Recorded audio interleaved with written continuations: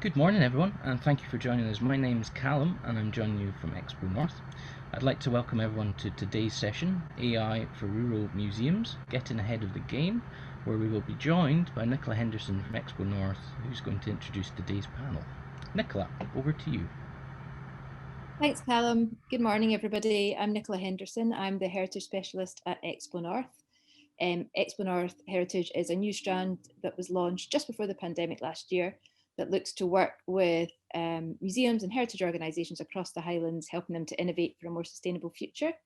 And as part of one of our sessions today, I'm delighted to have Wo and Lauren from Hi9 with me. They are going to be looking at the opportunities for AI within museums to look at the creative ways we can look to tell our stories and connect with our audiences and communities in new ways. So it should be a really interesting session. As Callum said, they're happy to take questions throughout, so please pop them in the chat or raise your hand. But there will also be some dedicated time at the end if you want to listen just now. So I'll pass over to Wo and Lauren and let them take it from here. Thank you.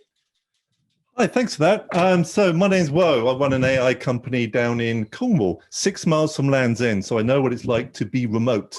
And what I'm going to go over today is some very basic understanding of where we're at and what's coming next. So there's a big, massive revolution just about to come, which actually suits the rural areas better than the cities, and how you can take advantage of that with museums. We've been working with the museum sector and we've got some brilliant projects that we're now doing, and it's really opened up them to whole new audiences worldwide with the use of AI in a way that is affordable, and we're going to be showing how this is all done. So my name's Wo, CEO, founder of Hi9, and with me is my narrative, head of narrative, Dr. Lauren Hayhurst. She'll be talking through one of the projects that we finished recently and showing you how it works, which was with the Cornwall Museum Partnership, and how that maybe can be done up your way as well. So I'm going to introduce different concepts and then we'll go through them step by step. If people want me to repeat myself or need to clarify, please do. But first of all, we're going to talk about smart speakers. So smart speakers are things like Amazon speaker, I can't say certain words, I suddenly realized I haven't muted it, or a Google Home speaker, or Google Assistant. So these sort of devices now have exploded. We're now going to be close to about half the households in this country are going to have a smart speaker of some kind, either an Alexa device or a Google Home device. And what that does is open up whole new vistas. Now, I'm going to come back a little bit and I'm going to introduce Lauren in a second, but I want you to understand why we got into AI very quickly. So the history is that about 6 years ago, I've been in tech now for on and off about over 20 years. And I became obsessed about how disadvantaged people from disadvantaged communities could access services. So on my own dime, I did user testing in old people's homes and sheltered accommodation and homeless people. And I did that, and I got into artificial intelligence because it's a way of reducing complexity. It's a way for them to access services and to access those services using natural language. I'll give a quick example. So we are creating a Facebook bot that homeless people can interact with natural language, which will fill out a housing application. Because I noticed they were using Messenger in order for Wi-Fi.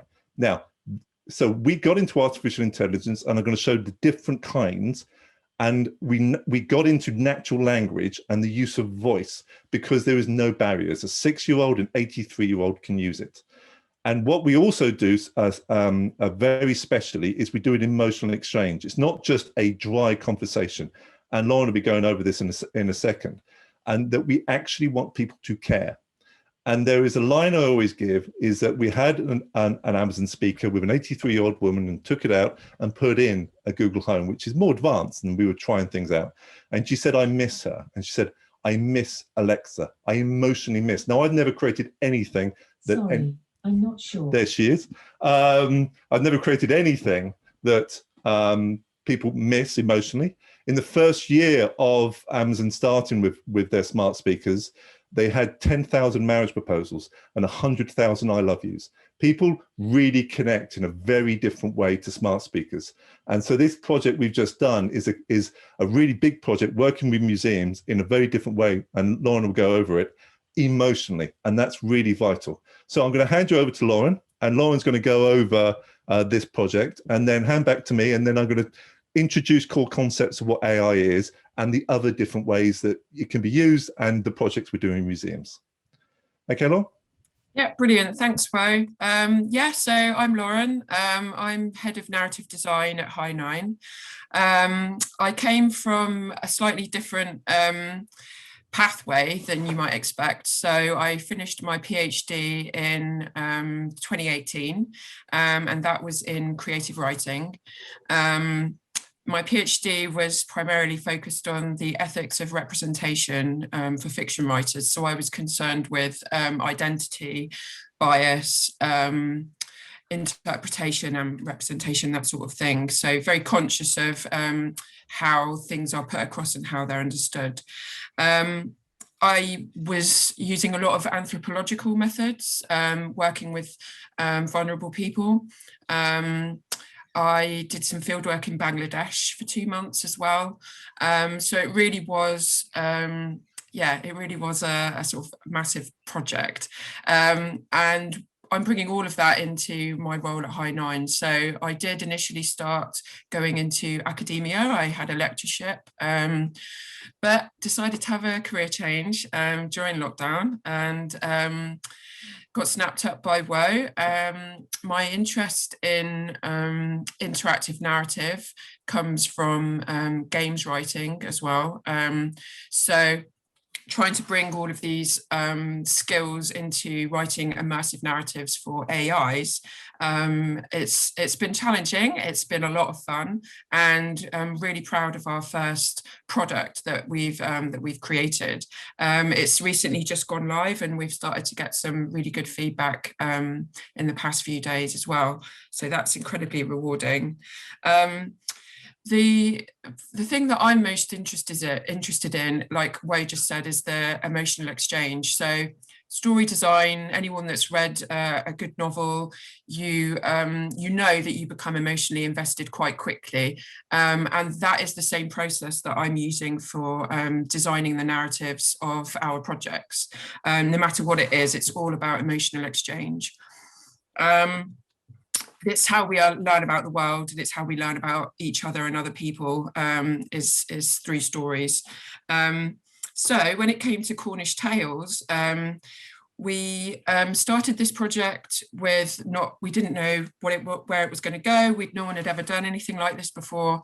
The only certainty was that we had some archive audio footage from the museums, and we were going to use this in the interactive narrative.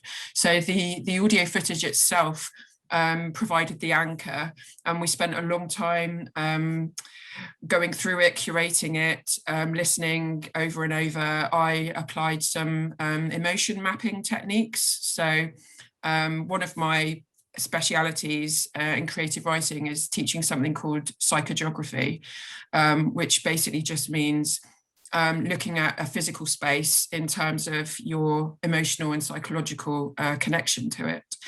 And emotion mapping is a technique that's used in connection with psychogeography, and I basically applied this to each of the audio files, so they were organized by the emotions that they were starting to evoke. And it was through that I was able to navigate all the footage and decide what we were going to use, what the overall sort of experience we wanted our users to have. And a lot of new processes were created in the time being. So I was bringing a lot of script writing. We developed a whole new different way of formatting a script.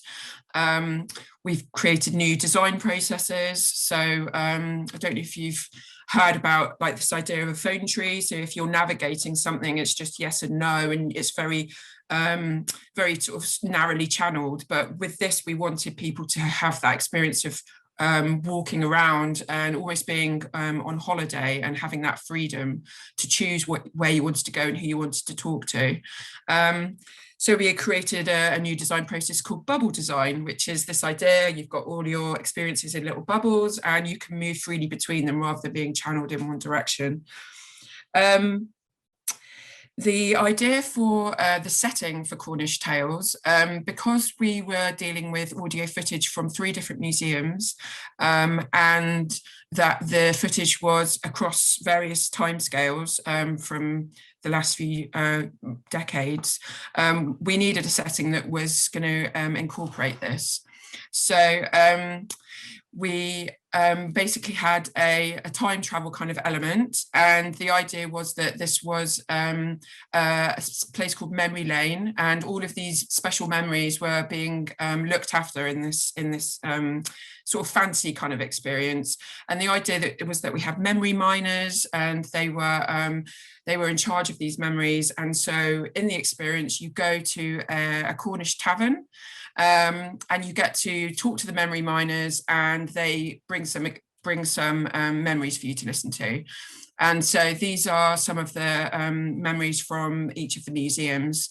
It's like you're moving around to different tables and chatting to the locals and getting to hear some of their favourite memories and stories. It's all themed by the places that the memories are from. We have got some extension narratives that aren't currently available, but are going to be in the next development phase.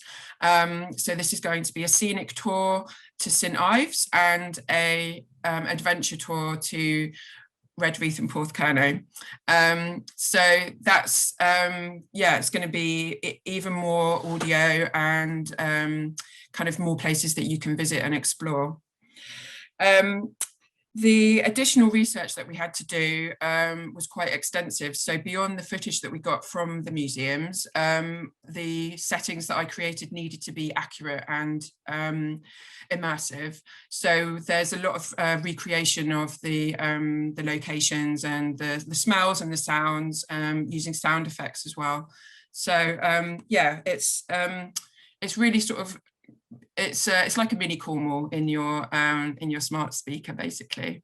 And one of our main audiences was care homes. So we needed it to be easy to use and understand and accessible, because there's a network of care homes in Cornwall that have Alexa smart speakers in their care homes, some of them in their own rooms. So that was our sort of target audience, was to make sure that that group of people could use it and enjoy it as part of their reminiscence therapy. So I'm going to do a demonstration now of Cornish Tales. So we'll see where this takes us. Okay, Alexa, open Cornish Tales. Welcome back to Cornish Tales. Where would you like to go today? Do you want to check out the bus stop now, or continue into the tavern? Continue into the tavern.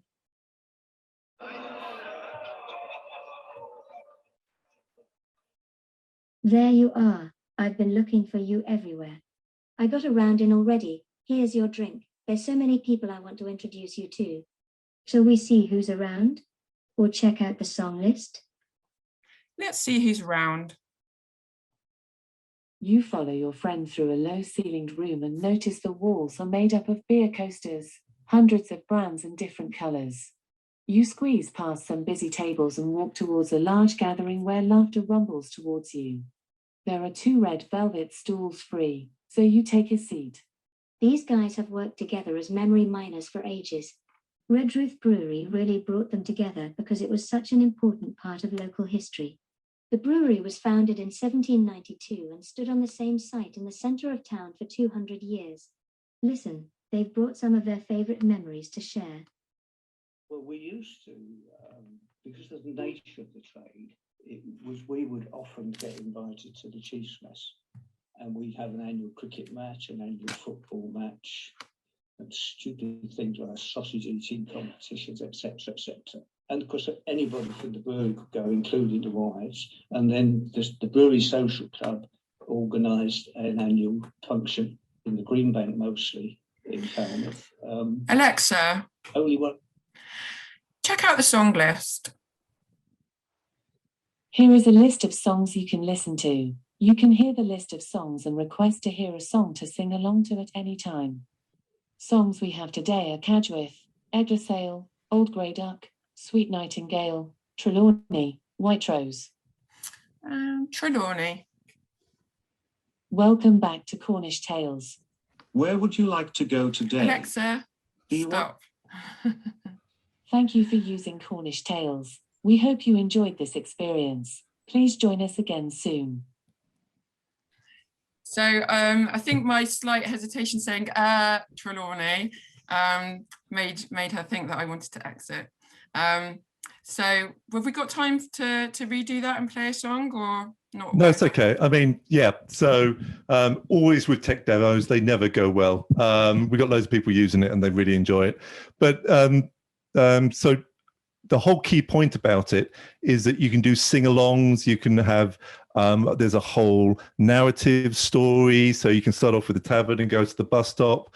And also because the way it's been built, there is over 400 different permutations, and it's full of audio archives from many different museums and many different places. So instead of these audio archives being held in a website somewhere, or we found them like on tape in the back offices of museums, actually we can now use them in narrative tales that people can then go through. And the sing-along is really useful, is because we've got now these smart speakers in care homes, and this is a really big growth. And in Cornwall, every single one has. And in Cornwall, they're starting to use this as a way to sing along, especially for the Cornish, for them to hear the old tales. This is part of what's called reminiscence therapy, isn't it, Lauren? So this reminiscence therapy is that they can actually hear old accents. In fact, they've actually turned around and go, that's old Tom, I used to know him. And it's a great way for them to fire parts of the brain, for them to actually have great memories and hearing the old tales and singing along to the songs they're familiar with. So it has a great use, but also, so it's a great use in care homes. It's a great use right now. We talk about cultural isolation, of a way of mitigating that cultural isolation, not just social isolation. But this skill is accessible in 5 countries around the world, including America, Canada, Australia. So therefore, it's a way to advertise Cornwall to the whole world. And we'll be launching this as part of the G7 we've got coming down here, that the world can't come to us, well, we're going to come to the world. And through skills like this, what's called an Alexa skill, and we're going to be putting onto the Google Home, we can actually reach out to the world. Now, that is something that is also with your culture and your history, and your audio and songs can also be done. It wasn't done in hugely expensive, because we're not doing visuals, we're just doing audio, but it's really, really immersive experience. So thanks for that, Lauren. And so if anybody wants to contact Lauren direct, you're more than happy to go over those issues. So, so am I up on the screen? Yep. Cool. Okay. So I've changed. I'm like a teacher now. So I'm going to very quickly go through what AI is. AI has been around for decades. What we talk about when we say AI now is something called deep learning. Deep learning has been around. Geoffrey Hinton, a Canadian Anglo scientist, has been going on about this for also decades, but everyone ignored him. It was only literally the last 15 years that this form of AI has actually become the dominant one. And when we talk about AI, that's what we talk about. We talk about deep learning.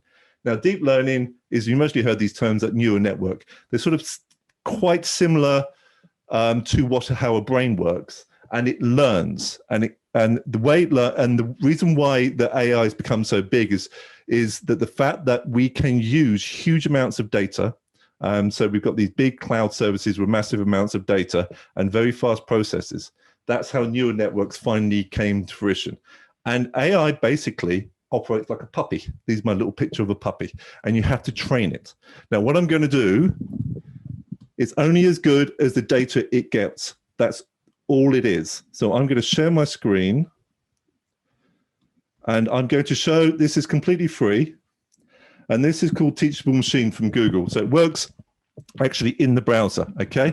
So this has many different ways of doing it. So I'm going to do what's called a classifier. So it's got image project, audio project, and pose. So a quick look at a pose, you'll see how it works. It recognizes poses. I said this is completely free. Right, so it's now showing the other camera. So as you can see, it recognizes arms, it recognizes eyes, it recognizes ears, and you can do all that. But today, and you can play around with this, and we've been playing around with this with kids in schools. So didn't think about, okay, here we go. Can't find my thing. Oh, here we go. Try it in headphones. Right. So here's what we're going to do. And you can do this at home with your kids or whatever. So this is a classifier. So we're going to get some headphones and just put headphones up. I'm going to hold and record. And you just move the headphones around. So it's recording, taking loads of data. Then, and I'm going to call that headphones. Right. So what a classifier does is be able to distinguish between things, between data. So if I get, should have something here. So like a smart speaker. So this is a Google smart speaker. So this is going to be speaker. All right, so I'm going to put that up. Okay. Then what you do, like with a puppy, is you train it. So now it starts training. Now, while it's training, I'll explain what training does. Must leave this. Okay, so training is, especially when it comes to images, oh, it's worked. That's very quick. When it comes to images, is you're putting up lots of data and then telling it, training it. This is what's called supervised learning. So you see, it recognizes that as headphones. It recognizes that as a speaker. And you can do this at home, enjoy it, play with your kids. Good way of teaching AI. So I come off now, stop sharing. And you can do that with audio, you can do that with many different things, poses, loads of different things. So this is classifier. Now, until about a year ago, this was the way it was done. Now something's coming up which is incredibly exciting for people who live in remote places. And it's what's called Edge AI. Now that is an artificial intelligence that doesn't need a network connection, which means that if you're in remote places or in places which have bad internet connection, or you don't want to pay huge costs, and it can be a huge cost in order to do that, you can actually now have something called Edge AI. And this is the next revolution. And this is a lot of what we concentrate on. Now, what Edge AI is that you can have that deep learning models on a very small device like this, which doesn't cost a huge amount of money. This is about £70. You could put a camera on there, you could train what I just did, and it would recognize it, and it hasn't gone up to the internet. And the reason why that's important is I'll show a couple of projects that we're working on where we're using that in Cornwall, because it's very remote, is that way it is cheap, it is fast, it is accessible. And so you can come up with millions of ideas. Now, this form of AI, which is called Edge AI, is also going to fuel the environmental revolution. We're going to have a huge amounts of sensors out in the wild, and these things are going to be collecting data in order to check what sort of environmental degradation is going on. Using AI means that they can be on those sensors and they don't have to be connected to the internet. Now, what we saw as a big advantage, because we've worked with Google on this, is that I actually did a Christmas fair in Bideford in Devon. And I try and do these things. And I was explaining AI, and we had this box with a camera. And these kids, we were getting these kids to do poses. And when they did a pose, a light came up, just like you saw there with a classifier. And they were training the model with poses. And one of the mothers said, "Oh, where does this video go to?" And I said, "It goes nowhere, because it's an Edge AI. It has a camera, but it doesn't record." And she said, "Great, this could be used in schools." And a light bulb went above my head. Yes, it could. And it also means we can do a huge amount with Edge AI in rural and semi-rural areas that cities don't do. Now, there's two parts to this revolution, but we've run out of time. The next part is the idea about 5G. Okay, so I'm going to very quickly go over this, and then I'm going to go over the projects we're doing because we're running out of time. Is that 5G is a revolution that is going to change society in many meaningful ways. It's not just faster 4G. It is phenomenal. The speeds are incredible. It's real time. It's massive amounts of data. You can have everyone in the stadium stream 4K through their phone, but it isn't coming here, and it's not coming to the Highlands. Anyone who says so is lying. Just not, because these are massive masts and they need to be close to each other. That is not going to come here. But what is going to come here is two things. And what has started coming here and in other countries, and we're a bit behind in this, is twofold. One, what's called a LoRaWAN network.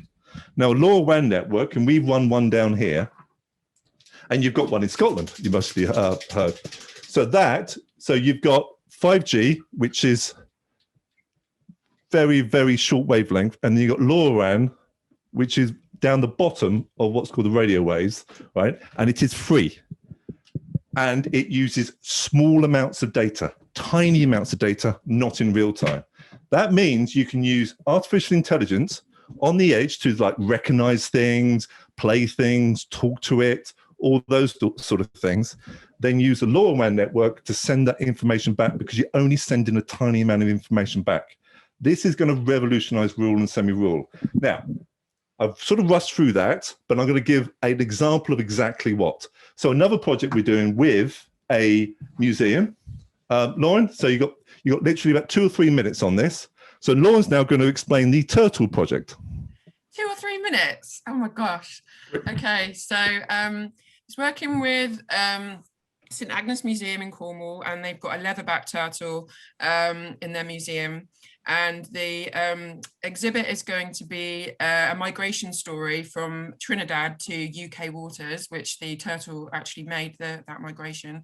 It's all about the threat of plastic, environmental issues, and the life cycle of a turtle, that kind of thing. What's really interesting is that it's not activated by voice, it's done through movement and poses. So we're working with schools, and the kids are going to be making up the movements themselves. And the narrative is navigated via these poses. So we've basically got a camera that's above looking down, and the camera will be picking up these movements based on the sort of top down. So it's going to be accessible if there's someone in a wheelchair, it doesn't matter, it's still going to pick up those sort of arm movements. I think that's my 2-3 minutes, Wo. Have you finished your drawing? Wolf Harris would have done it better. That's for the older folk out there. Okay, so the second project we're doing is Imbued. Now, you've most probably all, and I'd be very surprised if you haven't, have got interactive screens, and they've got buttons. Now, of course, as everyone knows, no one can touch those buttons right now. So you've got all the screens off. So we're working with Imbued Museum, and we've got a prototype now that we've actually got it working, is that we've got, to make it fun, a device. And again, what Lauren just described in the turtle is not connected to the internet. It all works on one device, okay? So we've got this, and it's called, what's it called, Josh? Sorry, Lauren? Something finger. So it's basically looks like a finger. Yeah. So they've got buttons on the screen like you most probably have. No one can touch the buttons because of the spread of COVID. So we have a camera in them. Again, not connected to the internet. We've now got the fact that you open or close your hand, like that classifier that you saw earlier. Actually, then a finger comes out and presses the button. And so it makes it fun, and it makes it more interactive. Now, this is the first iteration of this. And so the kids and everyone can go up and just do a hand gesture, and a little thing comes out and presses the button, making exhibits interactive. It also means that we can start to do poses, we can start to do hand gestures, voice, and actually use the human body and even then get them to move, get them to do poses, all without streaming anywhere, to make actually exhibits interactive. And then to send that data back, if you want to, with the LoRaWAN network, which is very tiny and it's cheap.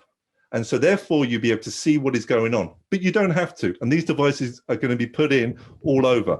Now that's just one of the first one. So this is a revolution that is coming. Some predictions are in the next few years, there's literally going to be 5 billion of these edge devices out there. And this is just as it's happening. I think it's a revolution for rural and semi-rural communities. Very quickly, it feeds into, so when Lauren was saying about we're now teaching AI in primary schools because we think there's a way of doing it and we're proving it. We're now working with other schools because you're going to bring kids in and learn AI and edge AI. These are the skills they can learn and they use in farms, in mining, in marine. These are the industries down here. And so these are the skills they're going to learn and keep the wealth here and not learn and go and work at Google. This is for skills that are for this community. And that is really important to us. And so, yeah, as you can see, those are just 2 examples of I just say one point really quickly, Bo. I just wanted to say off the back of that is that the way that we're doing this is we're deliberately appealing to kids that are not just interested in STEM subjects, but the artistic, creative, you know, the dramas, the drama kids, the writers. So everyone can get involved and really opening out the sort of STEM opportunities into STEAM, which I'm sure some of you in the museum sector will have come across now, in integrating the arts into STEM subjects. So we're actually using now the museum sector, and they've taught us so much, the Cornwall Museum Partnership down here, about how we can introduce AI and its concepts into schools and to teach this. So this isn't just a case of a very nice project to do. This is integral about that leveling up idea and bringing Edge AI, and we're going to have the first Edge AI network in the world in Cornwall, and we're going to be teaching this to primary schools for the first time anywhere in this country. And we're using museums in order to piggyback that. So there you go. I think we've gone over. So if anybody's got any questions, I'm sure there'll be a load. No, you had until 15:15, so you've still got time. Is there anything else? There was one project that somebody had raised to you before about your time tours. Yes, yeah, which is go on, Wo. Well, it's now Cornish Tales. Ah, okay, so it's just changed its names. Great. Yeah, because Alexa had a hard. Yeah, Alexa kept on thinking it was a timer because Alexas get used a lot for timers, and so we had to pull it down and put it back up again. So it's Cornish Tales. Yeah, I can send the link to where you can access the skill on Amazon website. But what we can do is send, you know, after the call, we can send an email with some sort of instructions of how to download it. Just the Alexa skill app is a little bit tricky sometimes. You have to make sure you've got the right email address in and things. But we've got a one-pager that makes it very simple. Okay, great. So we can share that around to people. I know that people are asking and would like to be able to play around with it, and I think how they could adapt it for their museums. Mm-hmm. Exactly, yeah. It's only just out, so it's got many iterations. We're finding bugs early on, but so I always say that when something's just come out, like any new tech.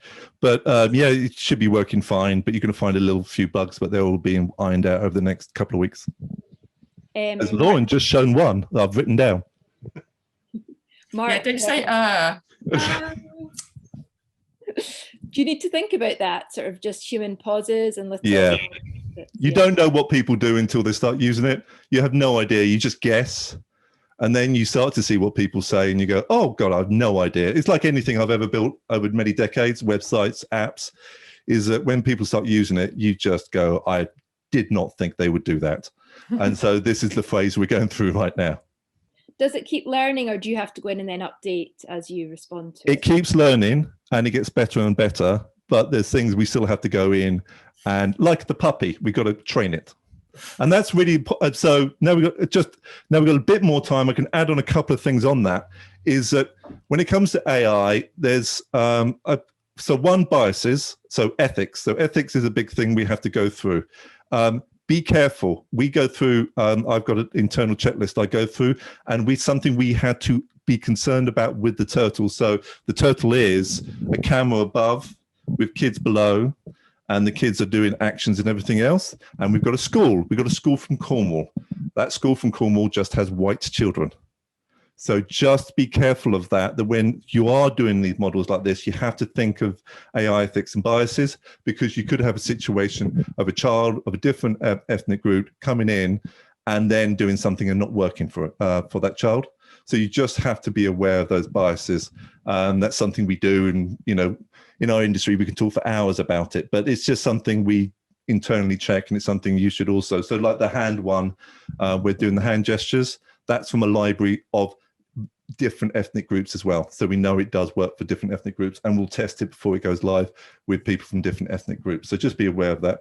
And the last bit on AI is an interesting thing, is that when you train an AI, it just works. And it's something you got your head round, right? You train it until it works, but you don't know why it works, right? And you never will. No one will. And it creates what's called a black box. And a very quick story I give on that is that in America, they noticed that suicide rates went up for people who were in the army, and they thought it's because of the Iraq War.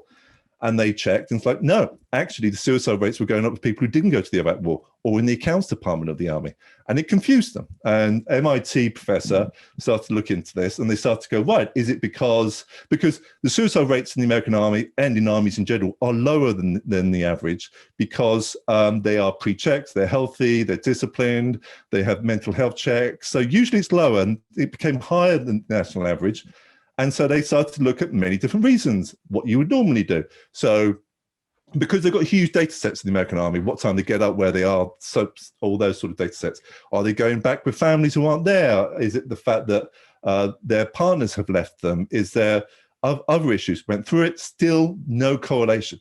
So they moved and did an AI machine learning model. They built it, and it works. It is better predicting who's more likely to commit suicide than any other individual, and they have no idea why. And they're never going to. It could be because they have eggs in the morning. They have no idea. And that's what you've got to think of with AI. You don't know why it works. You train it to work, but you don't know why. And you can't. It would take more human beings than there is time on the planet to break a black box. Now, there's some advancements happening which might get so you can see inside it, but we still don't know. So just be aware of that when you do that. It's one of those strange mindsets to get into. This just works. Don't overthink it. Don't think how it's doing it. It just does. It's really weird as engineers, is because you're used to knowing why something works. You create algorithms and you build it to make it work. This, you start off with data and you train it until it does, and then that's it. Great. We've got a few questions coming in now. Somebody just asking about some of the feedback for Cornish Tales and which sort of elements of it are most listened to. If you've got any of that data yet, I know. Sing along. Well, sing along is. Well, we're going to the G7. Was thinking about doing a press campaign, and Cornwall Museum Partnership is going to do this, of getting people to sing Cornish songs up into the G7 and people to video them. And that seems to be really, I think it's because care homes. So for them, they can sing along the old folk songs that they used to when they were outside the care home. So yeah, but we've released it. There's a reason why we have in Vietnam for a particular reason. So Vietnamese people might have a different use of it than Americans, or we don't know. We'll just find out. We will know when we'll know. When it's been used for long enough, we'll have that data. We'll have the analytics. Yeah. And a question from Fiona. We are looking at interpretation at external sites, for example, a post-clearance village, which are geographically distant to their museum. Could the Edge AI tech be suitable for outdoor sites? Yep, absolutely perfect for it. We're actually, this is most probably our biggest project, and she's called Debbie, and that is for people from disadvantaged communities to access services, so council and government services, and usually natural language, and that's Debbie. And Debbie is just for that. So it's to be used actually as a speaker that is going to be used like in bus stops, outside job centers, so jobless people can use it. Now, that will have internet connection, but we're actually building, because there's new AI coming out, that you can do simple voice commands to interact with it, so it doesn't need internet connection. But she's completely right. Edge AI, as we explained with the turtle, with Imbued, has no internet connection. So it's perfect, because you can do all these different things and not worry about internet connection. And speeds, cost, downtime, your staff doesn't need to be worrying about that. They just want a box that works. And it means you can use cameras and microphones and not worry about the ethics, because it's not being recorded and not being streamed anywhere. So it makes people feel good. And you can then have children then have a camera and a microphone and not worry about that. So you don't have to worry about GDPR, none of it. And so it takes all that away, and it gives them the ability. The reason why it suits rural, semi-rural better, even more so, because in the city, they're lazy. They've got 5G and Wi-Fi and everything else, so they just lean on that. So they don't go down this route. We do, and that's a bigger opportunity. Great, thank you. I mean, I know the Strathnaver is right up at the very top north of Scotland, right in the very coast. So it's in a village called Betty Hill, or it's on the edge of it. So it's really, really tiny. So and I know there's other museums like the Sky Eco Museum that are very much out in the landscape. So I guess thinking about how those stories of the landscape can be told and still be interactive and immersive is really interesting for museums to explore. Have you got any examples of it being used outdoors, or? No, we've got, so Edge AI is used a lot for environment. Well, this is literally this year's revolution, right? So we're a little bit early on. So it gets used a lot in environmental, it gets used a lot in gas and pipelines. So it's checking to see whether there's any gas leaks or anything else, then sends back a very small amount of data. I thought, I sort of rushed through and didn't mention one thing, which is satellite. Satellite is also great for semi-rural, but you don't want to send a huge amount of data up. If you have the AI on the edge, it does the processing, then sends a tiny amount of data. So you can even do satellite. And with Elon Musk's satellite system, it means that it's more than affordable to send that tiny amount of data up if you need to. And so one of the things we developed as a proof of concept was a people counter, so therefore it could count people with a camera. And this was for Devon town, small town. And so again, this was outside. And so it's just weatherized. And so therefore it could count the amount of people going up the street. So to make sure the fact that it's not being crowded. Now that it only sends back a number, it's not streaming anything. So you didn't have to worry about GDPR or anything, and anyone can see the number. So that was incredibly useful to do. So outside is very easy to do. You can even have the fact that it doesn't have to be connected up to electricity. You can just have a battery. And so you can have like on one of these. So this is, so if you wanted to send it back via the LoRa network, but you don't have to, it can put a battery in it, and this it could last couple of days. It all depends on what model you have on it, and weatherize it. So another thing gets used. Oh, this was one we played around with, was audio of birdsong. So this was outside, and it could recognize the birdsong. This is something me and a few others in America were playing around with. It could recognize birdsong, and then send back a number like 5 robins and things like this. And another one that we've been involved with is about elephant poaching in Africa. That's controversial, but I won't go into why it's controversial, but it's basically a camera outside that can see poachers and then send back notification. Again, that's Edge AI, and that happens in Africa. Can I just jump in a sec? In terms of the immersive experience you mentioned, Nicola, what about the schools that we're doing? So the what used to be Project Celia, with the sensors picking up temperature, and do you want to say about that? Yeah, so we're working with schools, and it got delayed because of the pandemic. Good point, Lauren. So this is Celia, which is now being called after the saint of St. Ives. It's AI backwards. And what that is that you can have, so we're going to have environmental sensors like this, and even smaller. In fact, one of these near me. Okay, and they're going to be outside. So these are all outside. So it's weatherized, and they're all outside the school. So because of, and I got this from, I was passing the local council and seeing Extinction Rebellion.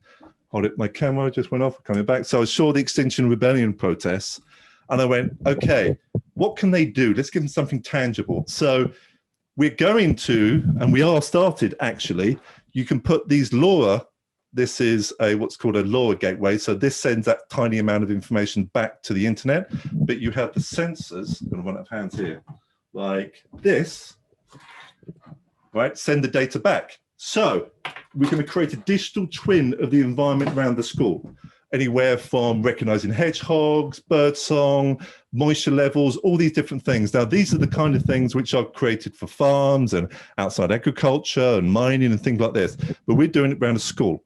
And I can make a character out of this. Yeah. So Project Celia is the idea, and it's going to be now IA, is the fact that all that data goes back and people show it in like histograms and things like this. And those are terrible. No one does dashboards. So actually what it's going to do is communicated by a bot. So you'll be able to talk to the environment. How are you feeling today? And the bot going, feeling a bit wet today, it rained. And to actually talk to the environment around you. Now, the theory is that kids that code are the kids that code. But if you have a sensor like this, which is seeing if the pond or the frogs are coming back and the pond level is too low, kids will code in order to help save a frog, and different kids will code.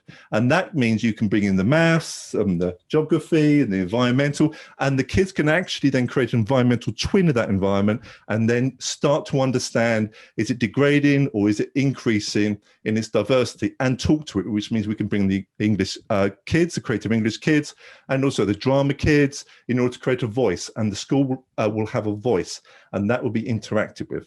So it's those sort of outside examples of what can be done. So I didn't mention it because it's not museums, but it is very much, you could have a museum with lots of these devices. Two good reasons to have it is, one, then you can remotely monitor the museum, and we've all been through this now, and how useful that would be. Is it wet in there? Is it moist? All these different things. Is someone in there? Is something falling over? But also you can have a bot that then you could talk to the museum, and the museum, in the end, when we were talking about Internet of Things, it was Amy from Cornwall Museum Partnership. She turned around and said, basically, museums are just buildings with things in it. And I went, yeah, so that's the Internet of Things.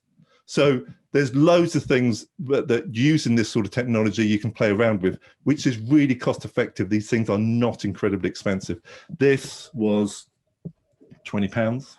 That's all. This is about, and this is state of the art. This is a developer version just coming out. This is about £800 and it has a range of 10 kilometers. Well, so what are the kind of costs around this project? I've got a couple of questions I'll come back to, but I'm just wondering if we can talk costs just briefly. And the total project, the budget was £2,500. Right now, we did it. Once we've done one, so the total project is something that the schools, the kids build. They train, as I said, with like the puppy. They train a model that gets used in the museum, and then the museum do it. So once we've done the first one, and it's got a particular height, we're actually having a mat below it and a camera, then the prices start coming down because we can sort of productize it. But it's not expensive. The Cornish Tales was expensive, as about 20,000, because it had archivists, it had lots of museums being involved. It was a research project to begin with. It was a research project, yeah. So that was a lot of work because these things were lost or no one could find them, and they had to be cleaned up and all that. But these devices are not expensive, and you could work with a local company or ourselves or others, and we can. This isn't just a sales pitch for us. We're very busy and growing really fast. But we want to enable networks like yourself to understand the possibilities and to make sure you're listening to the right people. And this is very key. You're going to have people come up to you and talk to you about 5G. It has no relevance to you whatsoever unless you're inside a city, right? Ignore them, okay, right? So what you want, but you've got that in Scotland. I mean, they've got IoT Scotland up there. Those opportunities are fantastic. Yeah, thank you.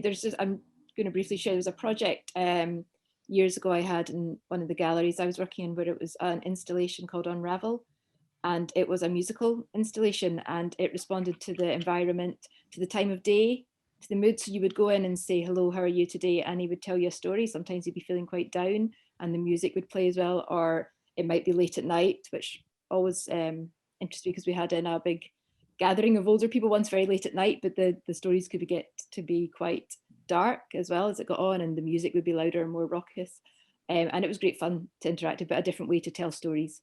That's a good, you've reminded me of what use cases of Cornish Tales is that I know someone has turned around and said they used it to go to sleep to, is they hear the old Cornish Tales and the whole Cornish voices and then they just go to sleep. Okay, Marvin is asking, they're hoping to install a virtual dressing up facility in the museum. Is that something that they could help you with, or could they have a chat to you about? Yeah, there's a really good, actually, there's a really good Cornish new AI startup which have started to scan all the dresses in the museums. And therefore, what they're going to do is, so you can stand there and transpose those dresses without them being put on because they degrade and things like that. So more than happy to pass you on. It's a really good new startup out of one of the incubators down here. And so you can get it all scanned, and then they've been talking about it could be put into games or put into, so it's a way of actually making money for the museum, but actually getting this stuff out. In fact, just for Marvin, I've been speaking to Gray's School of Art, who are doing an augmented fashion project, and I'd be happy to put you in touch with Josie there as well to have a chat, because they're looking, connecting with the Highland Threads project we've done. And again, that can be done on the edge. Once you've done the models, you can put it on a device. So if someone comes along and says, oh no, you need to have an internet connection, blah, blah, blah. It's like, no, that can be done on the edge. So a lot of people in AI don't want stuff to work on the edge because it goes against their business model. It's cheaper. That's good to know, because I think sometimes you can take the advice because maybe you don't have all that knowledge. So it's good to be armed as much as you can. Shona is saying, if a museum wanted to create a similar project to Cornish Tales, what would be the best way to start? Could we do it ourselves? We're more than happy to advise. We've done it once, and trust me, blood, sweat and tears, Lauren. How was it? We'll put it this way. I was given free rein, and I'm a novelist, so it was pretty big. It started pretty big, and the thing was, we had so much audio archive footage, and me being quite competitive, I just wanted to get as much of it in as possible. So yeah, I mean, basically, if you've got any archive audio footage that you think would be, you want to get out there, we can make a narrative out of it, and it would be a whole new way of exploring that material. But yeah, it was great. And I think the second time would be so much smoother. Oh, and cheaper, and easier, because we built the systems. But there's the things we learn, and we'd love to introduce you to Cornwall Museum Partnership, because there's a research project around this, is about copyright, about the audio, what quality it's got to be. We started from nothing. So Cornwall Museum Partnership would be more than happy to share that research out. I mean, Lauren worked, when we said about creating the narrative, these narratives are actually Cornish stories. So she worked very closely and just modernized Cornish stories in a way that could be interactive. So the first time we did it was a lot of pain. So doing the second time would be much easier. And Cornwall Museum Partnership they'll be releasing the research stuff quite soon. And the thing which took up most time was the museums. Bless you lot. You're very precious about your audio archives. And our argument is no one's listening to them, and they're not being used, right? This way they will do. And that you're going to find the politics of it the hardest thing, right? That's what we found is convincing the museums that it's okay. We're not going to. I think one final thing to point out as well is that this is still your property. It's still the property of the museums. We're not making any money of this, and you're not being, you're not missing out on any money. We don't take the recordings. The recordings don't live on Amazon. They're just literally being played. So that was a big concern from the museums we've worked with so far. So it might be worth mentioning that, we're not actually taking your material. And that last part is, so we talk about copyright, is we're actually, so working with the museums is to go, right, if you like to buy the book of St. Ives, and then you can send an Amazon link, right, because it's on Alexa, and so they can automatically buy the book and the proceeds can go to the museum. Or would you like to buy tickets, or would you like to, so you can, through Amazon and Google, actually start doing purchasing, so the museum can actually find ways of making money even remotely. So it can be a way of actually creating revenue as well for the museum. And Nick's just asking, can you get the Alexa telling the stories out on location away from the museum? Well, yeah, because you can have it on your phone. Just whatever you've got. An Alexa device, wherever you are in the world. Yeah. Uzbekistan, doesn't matter. Well, I haven't got it in we've got it in, so I add countries that can play it. We've only started with 5, but I'm going to do it so it's open, so you could do it in Uzbekistan. I haven't ticked the Uzbekistan box yet, but I will do it at some point. But yeah, if you can access data on your phone and you've got the Alexa skill app on your phone, then you can do it anywhere. So it's great to know that Cornwall Museums Partnership have written a research paper on how the project was put together. So we do actually work quite closely with Amy and others at Cornwall Museums Partnership. So hopefully we could maybe share some of that learning for people that are thinking of putting this project. I know that at the start you guys said you were happy to have a chat with anyone directly as well, as they were looking to develop. Yeah, that. love to, free of charge. Love to talk, because we've learned so much interaction in the museum partnership. The value of museums have given to us is absolutely fantastic. It's just been an absolute joy. You're the ones who come up with the ideas. We just facilitate them. Yeah. Well, as a creative, I'm really looking forward to doing another one of these. So if you've got any sort of stories or footage just sitting in a file somewhere, I'm excited to hear, you know, what your ideas are and to work again with museums. Yeah. Brilliant. So, well, thank you very much. That's all the questions in, and that's us exactly on the hour. Everybody just get in touch with me. We'll be able to share the presentation, but you can also get in touch with myself, and I can link you up with Wo and Lauren, and we can maybe have some sessions if you want to sort of get into a bit more depth around a specific idea and take it from there. But hopefully this has given you a good introduction today to the potentials of AI and how you can use it in your location, in your museum. Thank you very much, Wo, and thank you, Lauren. Thank you. Thank you. Take care. We'll keep in touch. Bye-bye. Bye-bye.